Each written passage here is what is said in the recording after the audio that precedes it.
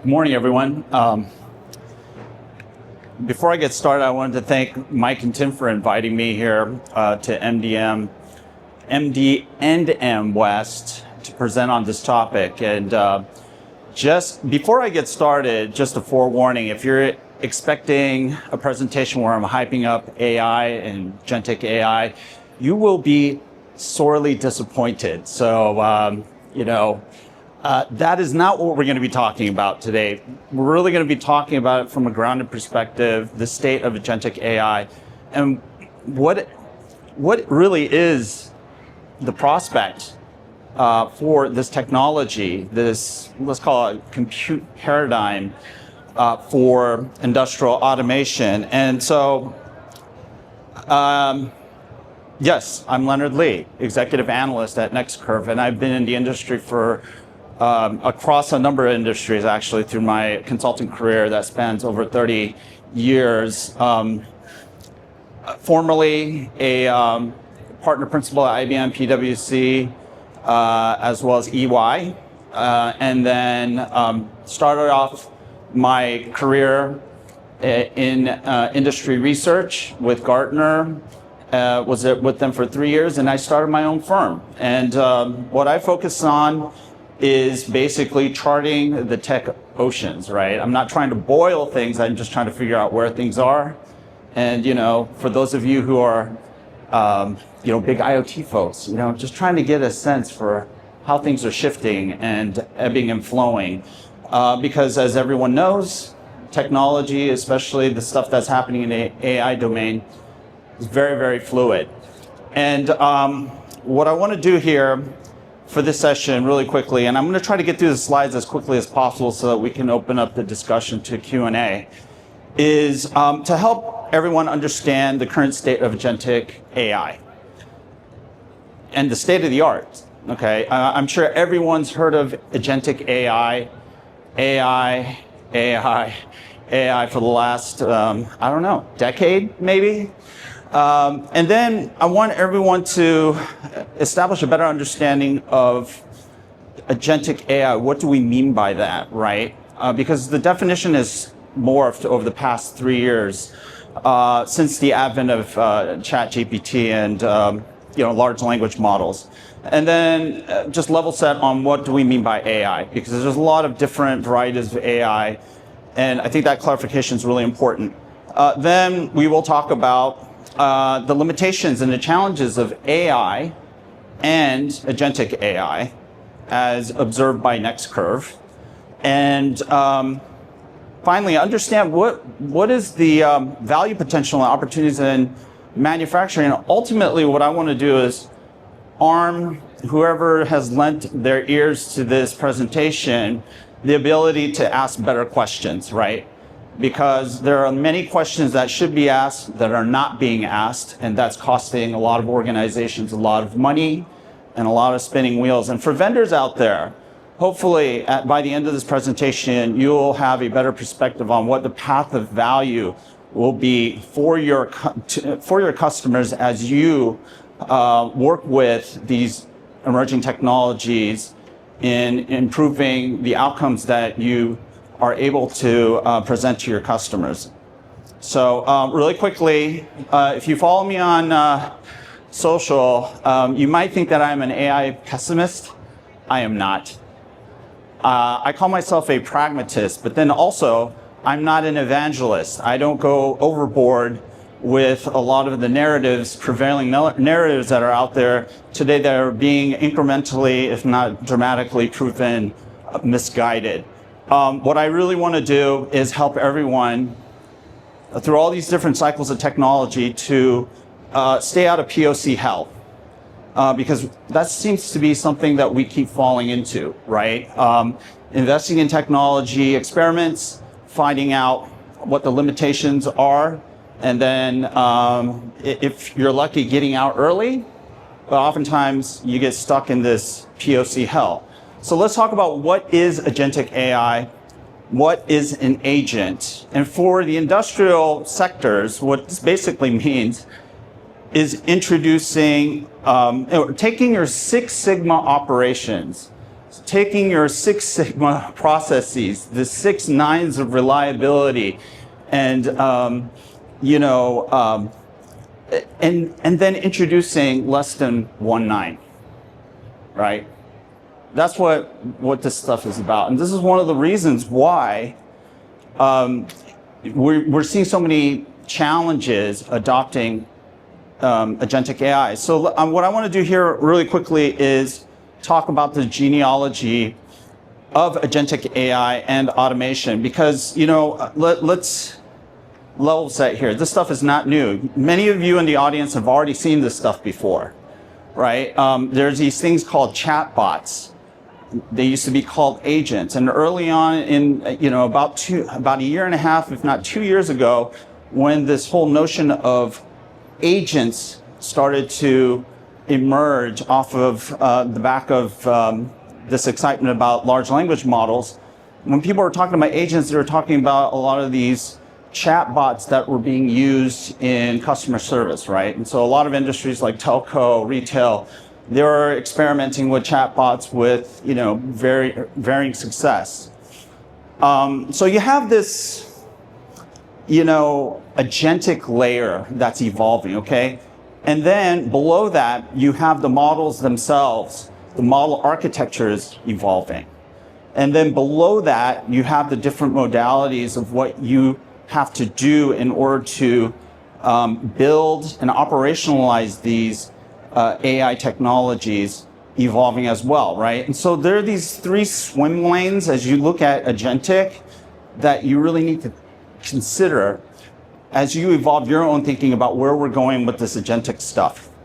And so going back up to the top, you guys are probably familiar with RPA, totally not foreign. Workflow management, these are things that you guys are familiar with. These are now being married into what are called agentic frameworks, where now there are these plugins to large language models, reasoning models, et cetera, et cetera. And so below that, with the models, you're seeing architectural changes, right? We started off with large language models. They weren't good enough. They weren't reliable enough. So what did the AI folks do? They pivoted to mixture experts, which is represented by GPT-4. That was the first largely and widely used mixture expert model. Okay, and what that basically is a number of smaller domain expert models stitched together under a, let's call it an orchestrator model. Okay, and without getting into too much detail there, what you then saw were these multimodal models that combined vision with text as well as audio, right? So there was that new generation of excitement everyone had, and that includes like applications such as Sora that came out that wowed everyone. But this is like LLMs being mixed together with diffusion models, which generate images, sound, and so forth. And then last year, you started to hear a lot about reasoning models, chain of thought, chain of action. And so this new class of models and architecture that enables long thinking, as they call it, those emerged. And then now you have agentic AI, right? And so you have these automation frameworks, the chat, going from the chatbot continuum to the agentic frameworks, come together with what's happening with all these model technologies and architectures. And now you're seeing a lot of the ISVs like Microsoft and others now starting to build out all these agentic frameworks to help organizations build these agents, right? And below that, we've moved from post-training now to RAG. RAG was actually something that became big a few years ago, actually 3 years ago, because there's a thing called context, right? These models didn't have context, they weren't up to date, and so oftentimes the results were irrelevant, inaccurate, what have you. And so the idea was, hey, let's plug these things to our data stores and our data, corporate data and knowledge bases, and then improve the outputs. And in some cases that did happen, but they proved problematic, and we'll get into that in a little bit. And then now we have to deal with this thing called MCP, which is the Model Context Protocol which maybe many of you have already heard of or have heard of. This is now a way of providing context to agents, right? And so this is I put this together just so that everyone can get a feel for how all these things are coming together. These different threads are coming together to arrive at agentic AI. And so a lot of you have probably heard or read or experienced what is implied in the MIT Ananda study, right, that came out. I think people were freaking out about this thing about 6 months ago, if I'm not mistaken. But the question is, what is the state of AI, right, and the adoption? The suggestion by this research study by MIT was that the adoption is the success and the outcomes expected of the technology is falling short, right? And we're seeing this across a wide range of industries. And then, at Next Curve, if you go and check out my website, follow my research, you'll realize I cover a lot of stuff. So I see a lot of stuff, including what's happening in manufacturing, industrial, and adoption is challenging, okay? And one of the bright spots, though, before we get into all the realism here, is that ML is starting to gain some traction, is benefiting from a lot of the innovations that are happening with large language models, especially from the compute perspective. So just keep that in mind. Not everything is doom and gloom, but the things that most industries have been working with that used to be called AI, which is really machine learning, is starting to find its home, which I think is a bright spot. But let's talk about LLMs really quickly. A lot of people probably won't remember this presentation, but I would suggest that you take note of this slide and go back and listen to Andre Karpathy. He is an OpenAI researcher who did a presentation at Microsoft Build 2023. And his presentation was the state of GPT, right? And if you look here, the use cases, he listed out certain things that are challenges and interesting. So he has stuff like models may be biased, models may fabricate, models may have reasoning errors, models may struggle in classes of applications such as spelling, etc., maybe even math. You might want to add that there. Models have knowledge cutoffs to a certain extent. Models are susceptible to prompt injection. So these were like early recognitions of the limitations of the technology. And guess what? A lot of them haven't been solved because they're fundamentally rooted in the limitations of the technology, right? And this is something a lot of industries ignored for the last 3 years. So bias, hallucinations. We've now heard from companies like Anthropic that they can also be prone to deceit. There are alignment issues. And most recently, I think a lot of you might have heard of, what's that thing called? Boltbook, right, with Open Crab or whatever they've invented. Probably the agents invented that. But this is a perfect example of how alignment, whether it's actually intrinsically generated by the AI or human-induced, causes problems with the application, especially if you start to create these hive intelligences, if you will. There's also drift, collapse, dementia, what I call like, AI dementia. These things decline over time. They have to be maintained.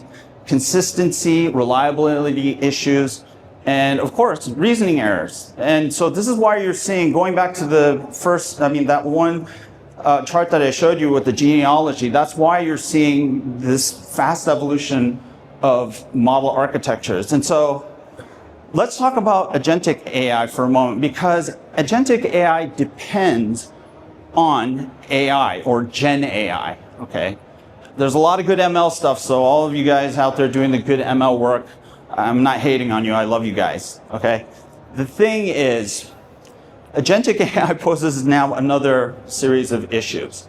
Number one, conflict and collision. So how do you orchestrate these things? How do you ensure that the policies that are instilled across a corpus of, or a collection or a hive of agents don't create collision and conflict with each other. Testing and validation. How do you test these things? This is still a really big problem. Observability. This is another big gap. Chain of confusion.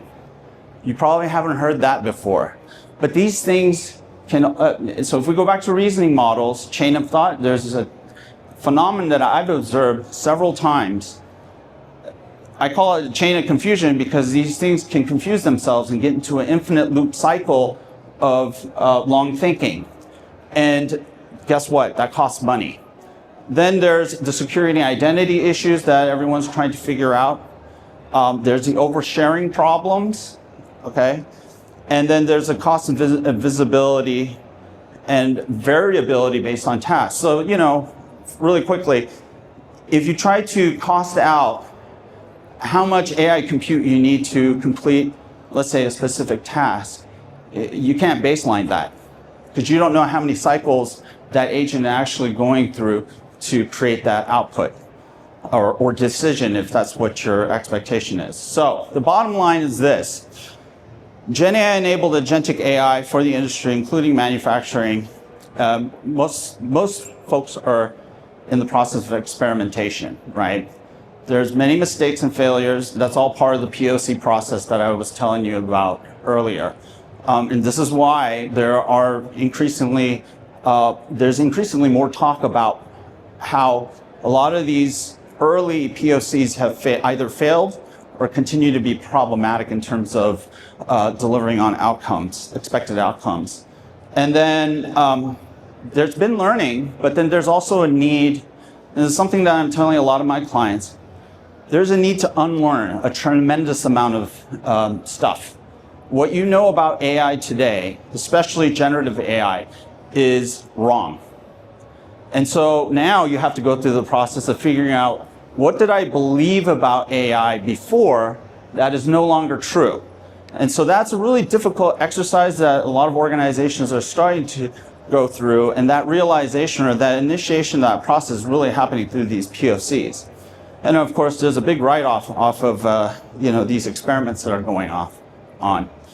But the biggest question for manufacturers out there, as you're looking at industrial automation, is should we be deterministic or non-deterministic, right? Or how should we place ourselves in this continuum? And it's not a black and white answer. It's really, you have to look deeper into your operations, your systems architectures, and to figure out, okay, what are those things that we know are deterministic that support the quality of production that we have today, and then figure out where can we introduce more of a probabilistic but augmenting capability, leveraging large language models or agentic AI within that the greater context of the system, right? Because oftentimes we think about the task or that specific technology, but at the end of the day, reliability, throughput, quality, all these things are an outcome of the entire system. And there's a lot of folks that tend to forget that for some reason. So should you go agentic or algorithmic programmatic? And quite frankly, I don't think there's anything wrong with the old stuff. And eventually there's going to be, each of you who are looking at continuously improving your operations or manufacturing your business are going to be trying to figure out what is that best blend, right? And so that's going to be that's going to be the discovery process that comes next after you've unlearned a lot of stuff, right? And so the holy grail of agentic AI is really autonomous, right? Autonomous control loops, you know, either down at the sensor level, your perception layer, all the way up to, you know, management orchestration, maybe even arguably into your ERP. So the goals here, ultimately with the what I call the autonomous aspiration, is self-healing, self-learning, self-optimization, intent-driven or intent-based operations, prescription, right? Prescriptive, zero-touch operations, right? We want to take people out of the loop. But of course, that's really challenging, but hey, let's talk about where is agentic AI being applied in manufacturing today. And so I did an interesting exercise. Some people tell me, hey, you don't use AI enough. I was like, okay, maybe fair enough. I don't know. So I went ahead and asked Google Gemini and Perplexity, well, where is it being used? And so it spit out these areas, right? Predictive maintenance, quality control, digital twin integration, inventory management, supply chain optimization, autonomous production and scheduling, energy and sustainability. So that's what these two models presented to me. And so I went back and looked at the sources, and guess what? It's all marketing material. So why did I go through this exercise? Because I wanted to demonstrate and also confirm for myself how detached now these models are from telling you what the real answer is.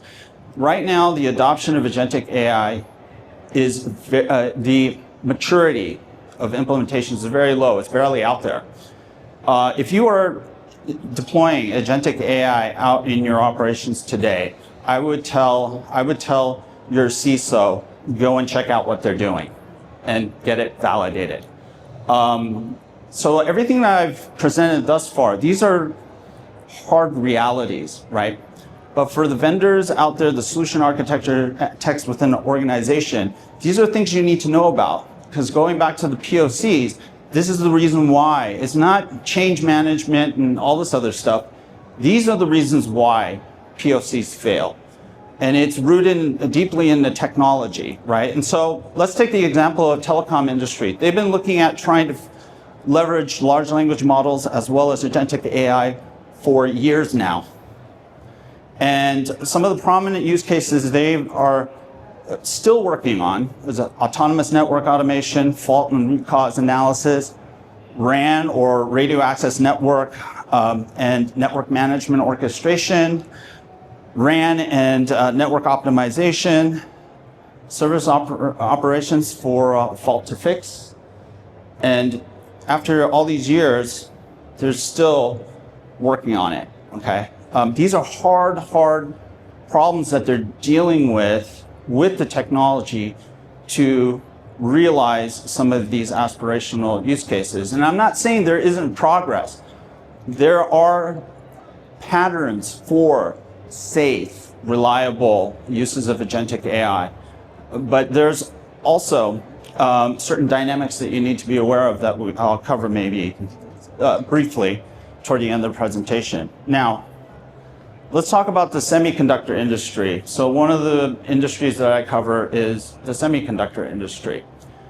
And as many of you probably know, the semiconductor industry is probably one of the most intense manufacturing environments out there, especially nowadays, given, semiconductor manufacturing is getting such a spotlight. Now, some of the prominent agentic AI use cases they've been exploring is generative design and prototyping, okay?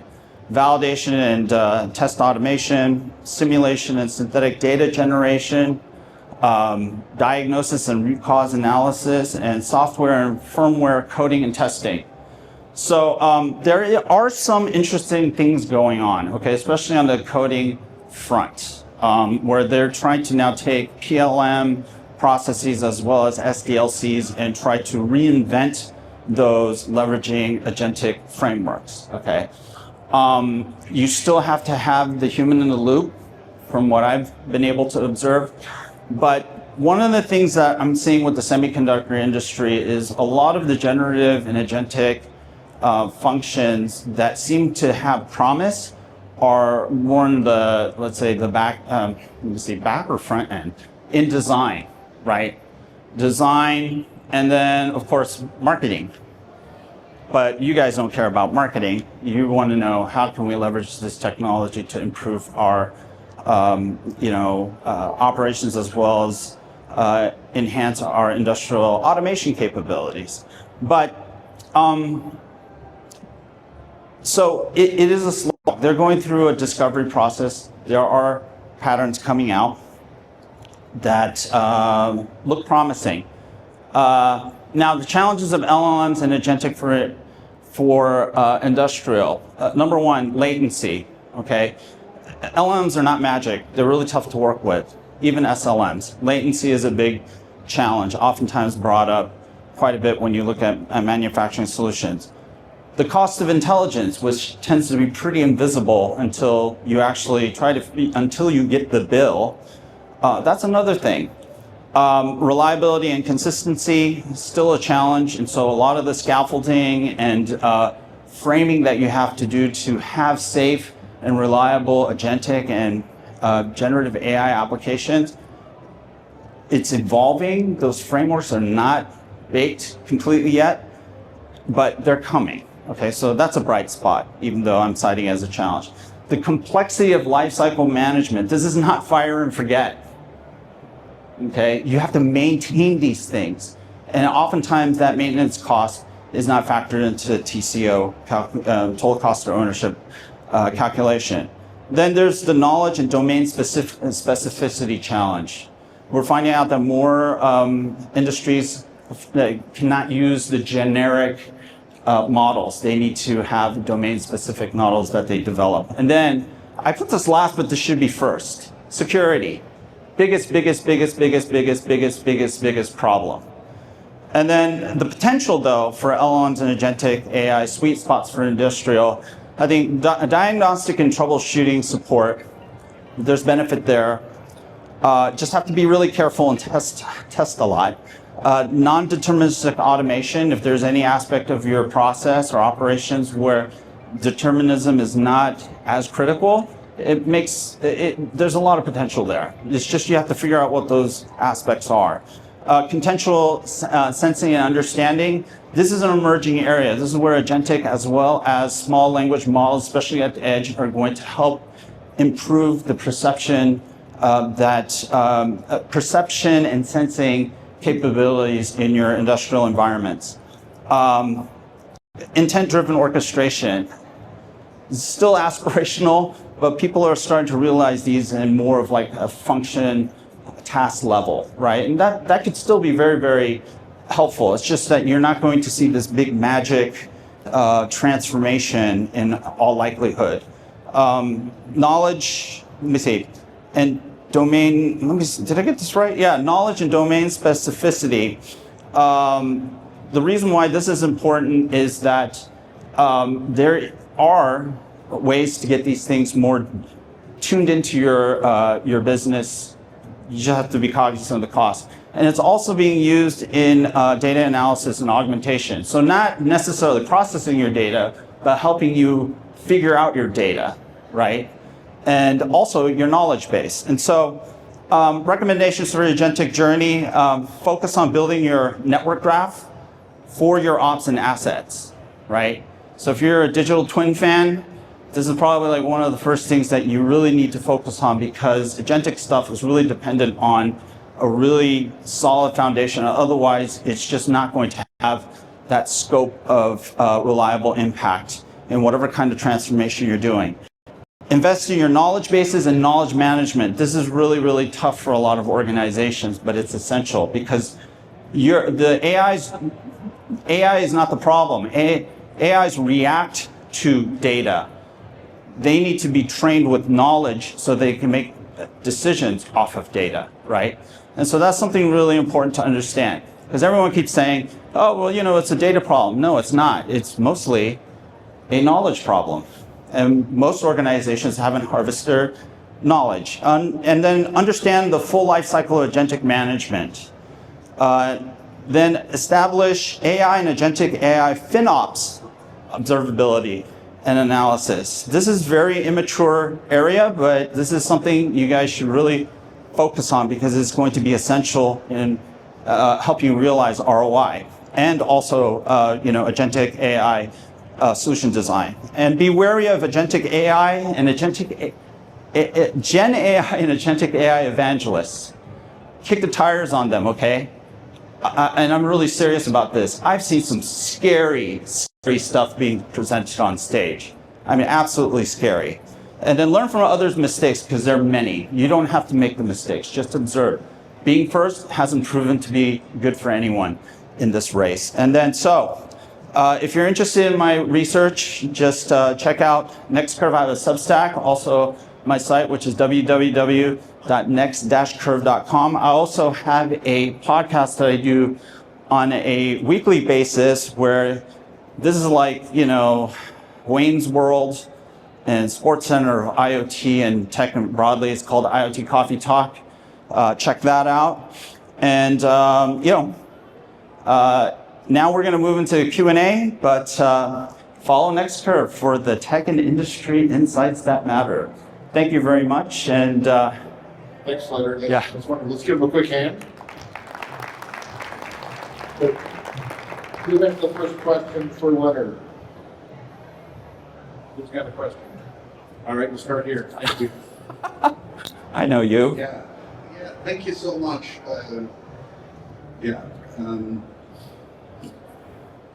When you talk about AI, agentic models are only one aspect of AI.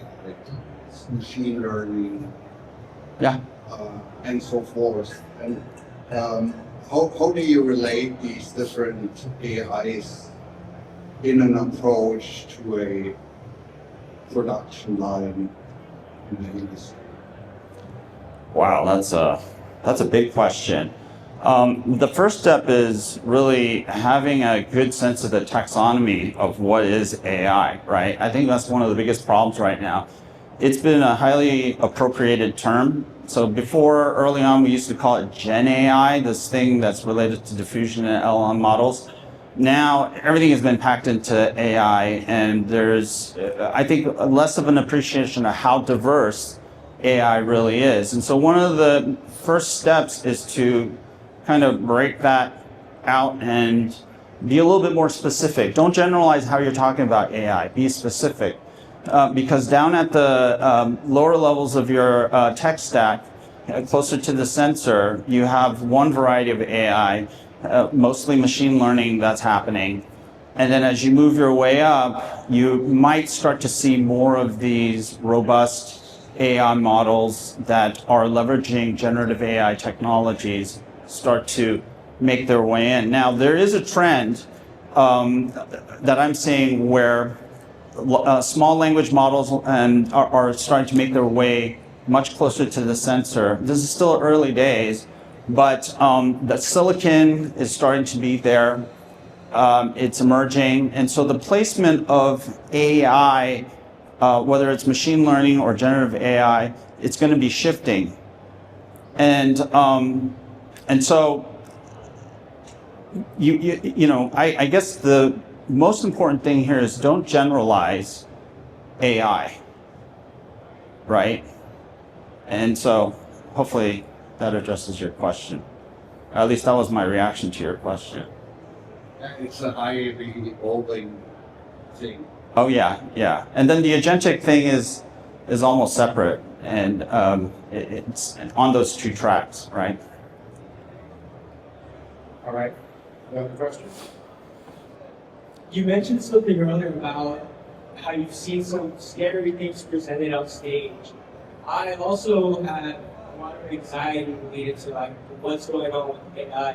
Could you go more in depth into what you've seen that you feel is kind of scary? Oh yeah. Hey, how do we create an agent and give it our credentials for our bank account so that it can agentically go out and buy stuff for us? I don't know. That kind of scared me. If we have millions of people looking to do that without any idea of what agentic AI really is or what AI is, isn't that scary? I think that's pretty scary. And then the entire room went, yeah, that's a great idea. How do we do that? Are you going to talk about that? End of story. I mean, this is what's happening outside of the tech bubble, which is really frightening. And there are companies that are doing that too. But again, going back to the POCs, this is what they're discovering. Security is the number one issue. Privacy, confidentiality. These are the number one issues. Right. Thank you for the talk. My question is around what you mentioned. It's not a data problem, it's a knowledge problem. Can you go into a little bit more specifics around how companies or organizations can either extract or get the Yeah, I mean, it's kind of an age-old problem. I used to do a lot of knowledge management back in the day for industrial as well as oil and gas.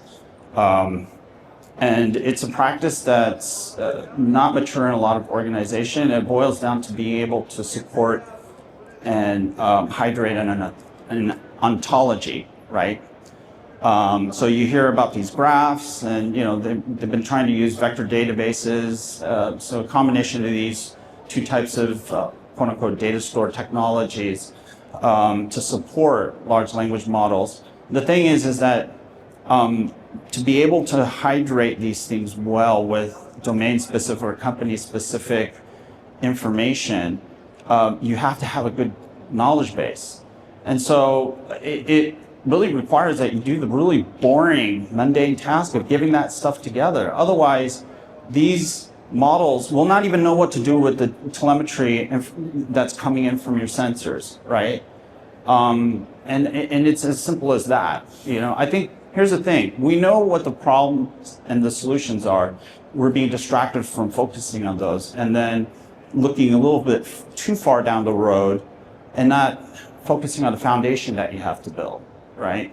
So that's really what I was trying to articulate there. And then, data has its own issues, right? And a lot of that has to do with the fact that we're still trying to instrument things. We're still trying to hydrate that digital twin, right? The aspirational digital twin, which is really going to define the footprint for what you can do with agentic AI. So there's a ton of hype out there about autonomous robots in manufacturing. And then listening to what you're saying, it seems like you're still a long way away in agentic AI from being able to allow those robots to make decisions as to what they're going to be doing on the manufacturing floor. Well, it depends on what the AGV or the robot does, right? If it's more task specific, it's not general, then there's a bunch of companies out here, right, doing that. Now, if you try to make a general purpose in humanoid, which is probably the suboptimal form factor actually for manufacturing, you're going to run into a lot of problems. That's not focusing on the problems to be solved. That's putting science fiction in the top of your technology agenda. And I talk to a lot of real pro robotics guys, and they will paint a very different, sobering picture than what you're hearing from the hype narratives. So that's why, I told you, when I get up on stage, this is no nonsense, right? My company, I do not deal with BS is shown the door, because, I'm about helping you guys avoid the POC. But I also don't want to discount the good work that a lot of people have done, where there are solutions that are being disregarded or ignored at the moment because of the hype narratives. I really enjoyed your talk. So there's a lot of things you will fail at as you go on this journey. Mm-hmm. But I do think that we will get there eventually. What are some of the good bets that you're saying? Because I've been on this journey for a period of time. Yeah. And then there's a lot of positive returns and ROI outside of the market material. I'd love to hear some of those examples from you. Yeah, I mean, right now we're on a journey, as I alluded to before. I think there's a lot of great stuff happening with ML, the old school stuff that really struggled in the previous phase of this Uber AI hype cycle, that are starting to exhibit some success. A lot of it actually is augmented by generative AI. Going back to what I was saying before, using generative AI to contextualize all that data that is non-contextualized, right? And then being able to work on those basics and using it as a tool to do that. But then you're going to be feeding, in all likelihood, a deterministic system, right?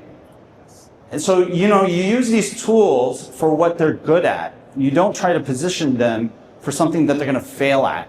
And then to get a sense of how they're going to fail and how you're going to waste your time and your company's money is by focusing on and understanding the limitations of the technology at any given point in time. But then having that visibility to the roadmap, and that's what I do. I'm looking at this stuff all the way down from silicon manufacturing all the way up to a number of different end markets.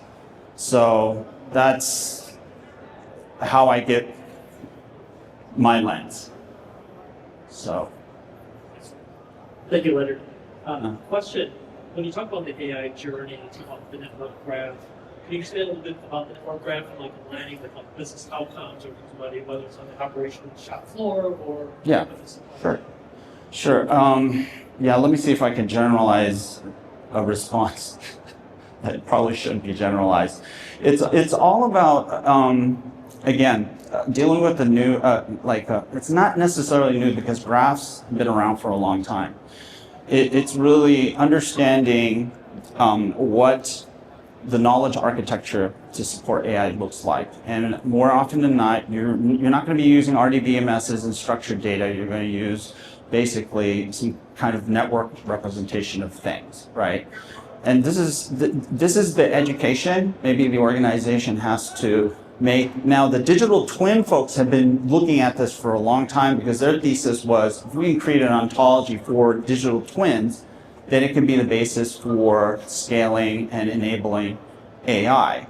And I don't think that was wrong. It's just, it's for a lot of organizations, it's foreign because we're used to, most organizations are used to RDBMSs, right? And all the goodness that's associated with that technology for use in industry. But these graphs are different. And this, again, going back to security, it ends up being different because the graph architectures, the vector architectures present a huge security issue and limitation. So you have to be very careful how you architect your system. And what I mean by system is systems of systems. We've got time for one last question. Okay. Thank you, Leonard. Oh, yeah. I picked up on the word that they mentioned about maintenance costs. Let's say 10 years down the line from now, some companies are going to be operating this agentic AI system into their manufacturing process. What kind of unknown manufacturing or maintenance costs do you think would come up from agentic AI that doesn't exist today? No, I think, well, you know, my problem is that I already see this stuff. But for the, you know, for people who didn't just listen to the last 30 minutes or 40 minutes, they're not going to know. They're going to discover all of these things, right? I mean, that's the simple answer. The level of awareness of what I just presented to you guys is very low. After 3 years, and I've been working with some big industrial brands and names on technology roadmap and strategy. This has been ignored for 3 years. So this is I'm going back to unlearning. There has to be an unlearning. You will unlearn whether you like it or not. Depends on how big a price you want to pay. Well, on behalf of the Institute 4.0 Club, I want to thank Leonard again for this wonderful talk. We give a big hand. Thank you. We'd like to present with a tech